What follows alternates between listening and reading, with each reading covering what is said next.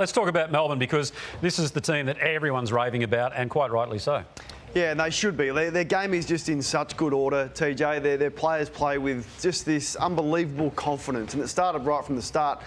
GWS had 14 entries early on in this first quarter, but they just could not score because of how stocked they are behind the ball, and they got some players back into form, including this from Cozzy Pickett, one of the goals of the year, Brownie. Yeah, I don't think there's a side that runs harder when they've got the footy than Melbourne, but when I watch Melbourne defensively, their system's so good that they don't have to work that hard. So they're just wandering around. Their zone defence is so good, but when they're able to run, then they run because they're not working defensively that hard because their system's so good. Powerful performance, Lotto. Brownie, what you just touched on, I want to talk about. So they're conceding 59 points a game, yet they're kicking 93. So they've got the best system in the game. I want to show you something from last week. They were playing Port Adelaide. So they are out Port Adelaide. They win the ball. They get the ball out to Sam Mays, I think it is. Oh, sorry, Connor Rosie. Look what's behind the ball here. Stephen May. So again, they have to go sideways. So Port Adelaide had no answer for what Melbourne threw at them. That's why they couldn't score. You go forward to this beautiful kick from Callan Ward. He hits the player in the centre of the ground. He looks forward, Perryman. Look who's behind the ball. It's not Stephen May. It's another Melbourne player behind the ball. So the competition does not know what to do.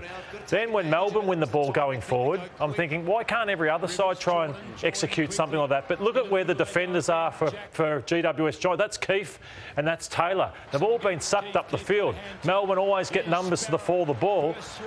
This is where Melbourne would be in their defence, but look at the Giants' defence. It's just open for like a Pagan's paddock like North used to have for Wayne Carey. Ball goes over the top. He's exhausted. Taylor's not even in the picture. Sparrow just knocks the ball out. Bailey Fritsch kicks a goal. So what I'm suggesting is, why don't teams hold forwards? Why don't they hold forwards and have the courage to hold someone so May has to play on someone? When you're darting through the centre of the ground, you've got an option to kick to. I don't think you can be sucked up the ground like that because they're just playing into May, Lever and Petty's hands week after week. How would that work? I mean, Lordo's been banging on about this now for weeks. No one's adjusting their game plan. Is it feasible to be anchored at home? Well, you've got to have trust in your defence as well. So Melbourne know that it's going to be pressure ball coming inside 50, so they can hold. It's nothing going to be clean because of the ferociousness around the contest.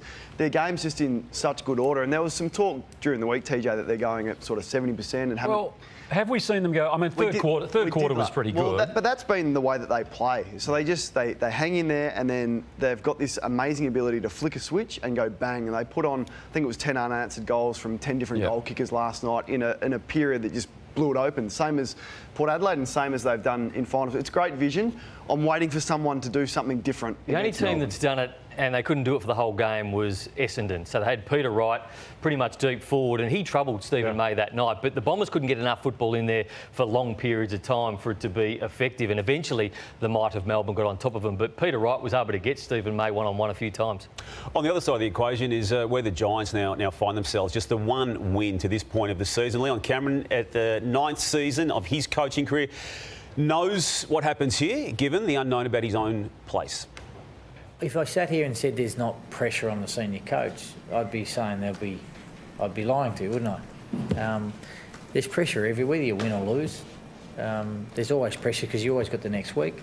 Is there going to be more scrutiny on us next week? Absolutely. So it's really going to ramp up now. Toby Green finally gets to return. Suspended for 6 weeks last year from the final incident when he ran into Matt Stevic.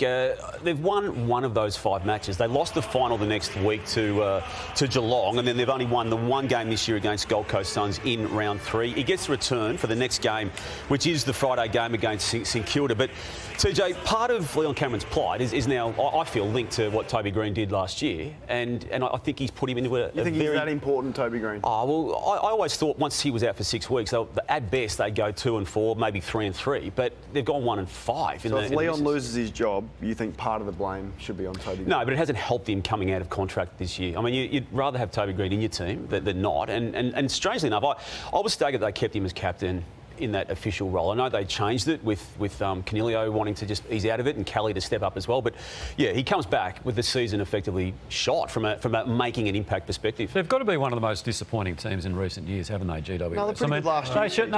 But they should have won a couple of flags by now. Yeah, They've played 5 final series in a row, which is hard. But they should have won a couple of flags final by in now. all those. They've played in a grand final. It is hard to win them, and I think to say they've failed, I didn't say failed. I said one of the most disappointing teams in recent years. No, I think that's harsh. It's a strong strong word, disappointing. You think that's I harsh? think that's harsh on GWS and Leon Cameron. Look at his record. He's Hang got on, a very solid record. I'm not saying Leon Cameron per se. I'm saying GWS as a whole. He's the figurehead of that. We're talking about the pressure on him and his job and whether he loses it at the end of the year. I think he's been a very good coach. Jeez, you started this, and now it's come back on me. What will happen though, I think that they will start a search, you would have to say, by round 12, 13, particularly if they've got interest in Clarkson.